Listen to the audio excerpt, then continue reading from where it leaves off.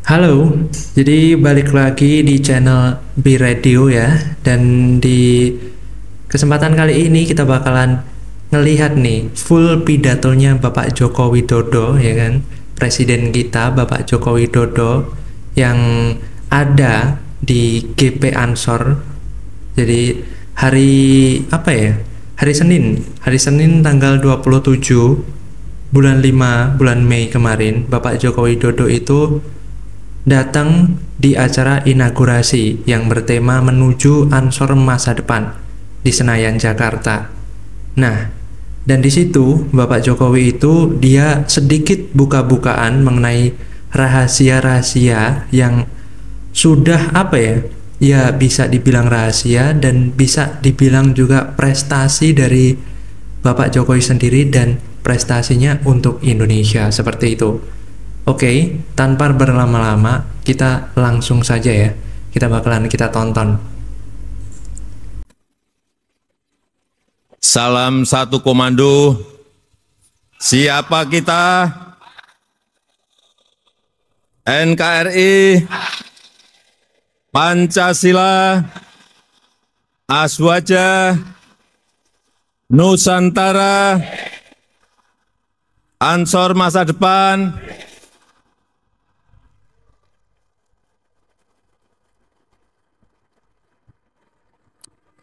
Biar enggak sendirian, saya juga minta dikawal Banser 2.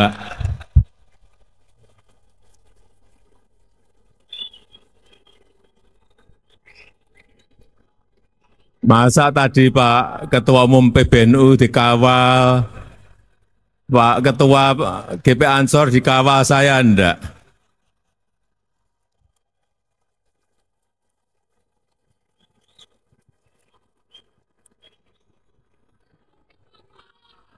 Nah, gini kan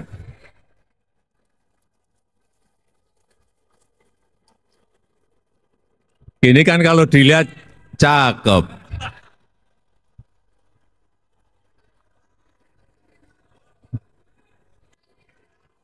Tadi saya mendengar Mas GP Ansor, betul-betul saya merinding.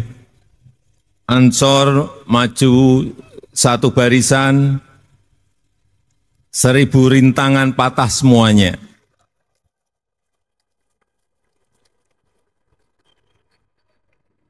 Semangat ini yang terus harus dipegang oleh GP Ansor. Semangat persatuan dan semangat pantang menyerah.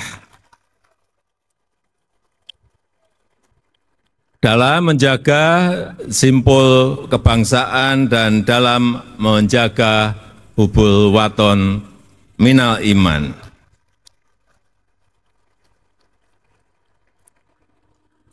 Saya juga senang tadi pas Ketua Umum GP Ansor beserta seluruh jajaran pengurus baru dilantik, dilayarkan muncul profil-profilnya. Ada yang gini, ada yang hormat, tapi saya kaget ada yang gini juga.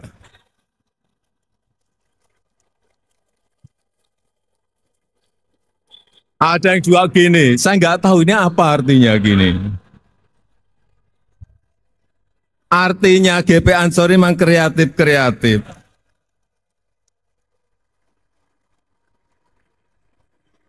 Ada aja.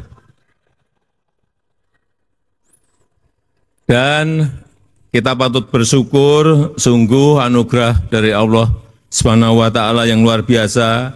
Kita telah mampu menghadapi berbagai krisis-krisis yang ada di dunia. Di saat banyak sekali negara yang menjadi pasien IMF. Lebih dari 96 negara menjadi pasien sekarang ini. Dan kalau kita melihat di jajaran negara besar G20, selalu pertumbuhan ekonomi kita masuk ke 3 besar atau 5 besar.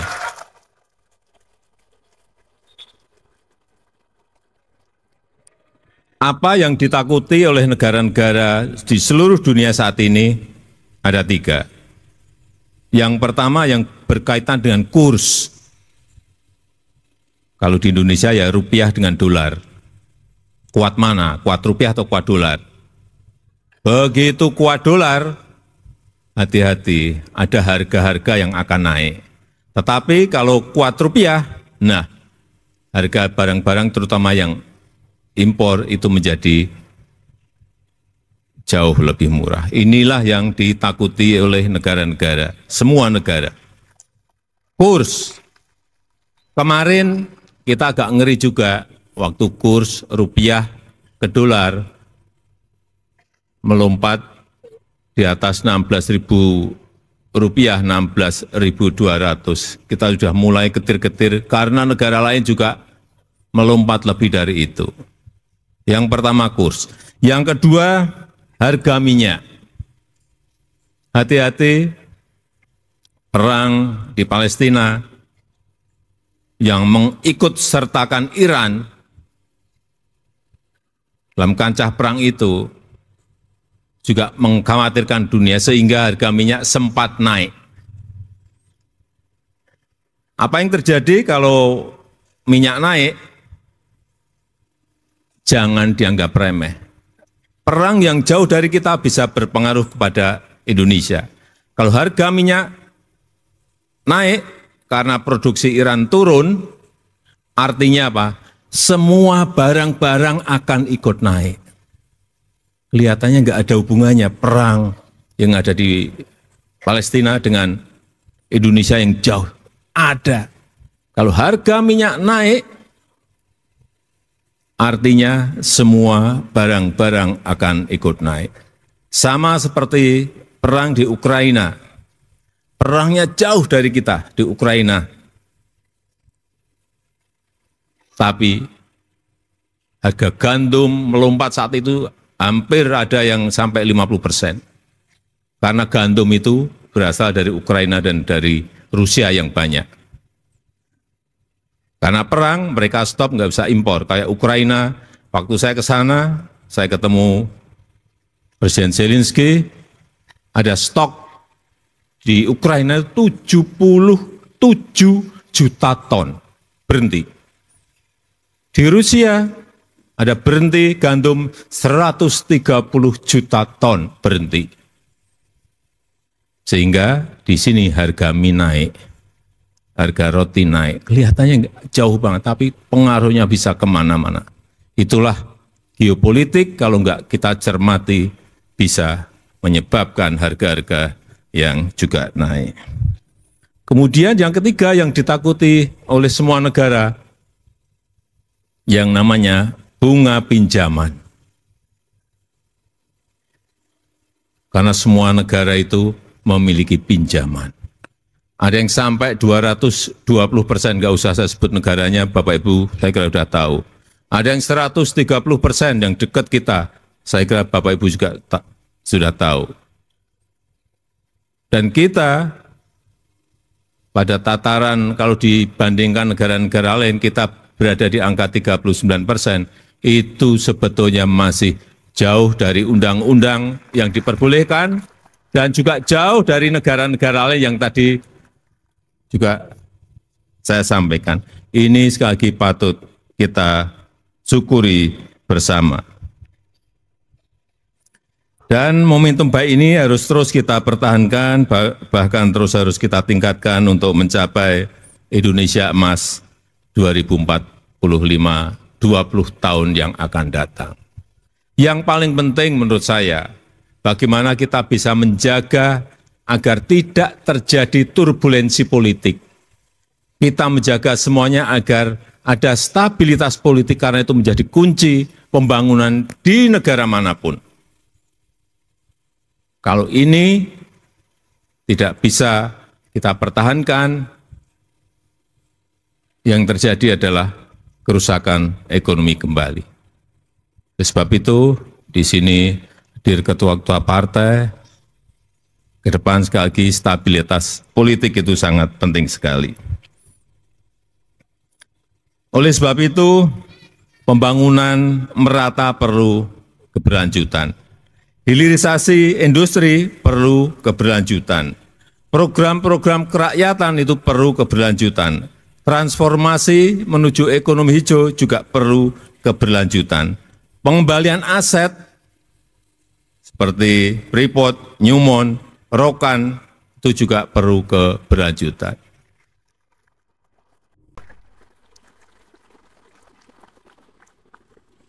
Saya cerita sedikit mengenai Freeport. Karena dalam pengambil alihan Freeport menuju sekarang 51% dari semula 9% itu memerlukan waktu 3,5 tahun dan kita bekerja diam-diam. Nggak ada yang tahu. Tahu-tahu kita ambil alih. Dan sebentar lagi, insya Allah dalam bulan-bulan depan ini, kita akan tambah lagi menjadi 10%, menjadi 61%. Dan kalau sudah 61%, perkiraan keuntungan yang ada di Freeport itu 70 sampai 80% itu kan masuk ke kas negara kita. Baik dalam bentuk royalti, BPH badan, BPH karyawan, dalam bentuk biaya ekspor, biaya keluar, semuanya kalau kita kumpulkan akan berada pada jumlah yang sangat besar. Dan sekali lagi, kalau kita berbicara Freeport, itu bukan milik Amerika lagi, tapi sudah menjadi milik negara kita Indonesia.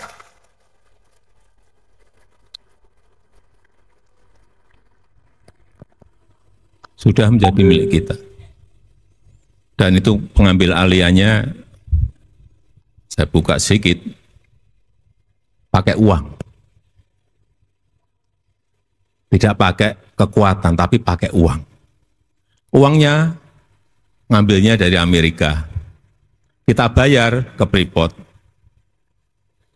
Dalam 4 tahun, pasti akan sudah lunas. Insya Allah tahun ini sudah lunas.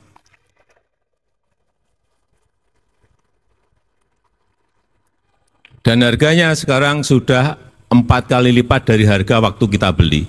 Karena harga tembaga dunia sekarang naik begitu sangat drastis. Artinya kita untung dan untung. Untungnya saat itu pemiliknya mau melepas. Karena kondisi gonjangan ekonomi saat itu. Meskipun juga saya banyak ditakut-takuti saat itu, waktu proses pengambil alihan, Pak hati-hati, Papua bisa bergolak. Besoknya ada lagi, Pak hati-hati, Papua bisa lepas dari Indonesia. Besoknya lagi memberitahu, Pak hati-hati, Indonesia akan bergejolak kalau Freeport diambil oleh negara. Tapi pengambil alihan itu tidak dengan kekuatan power negara kok. Dengan cara-cara bisnis.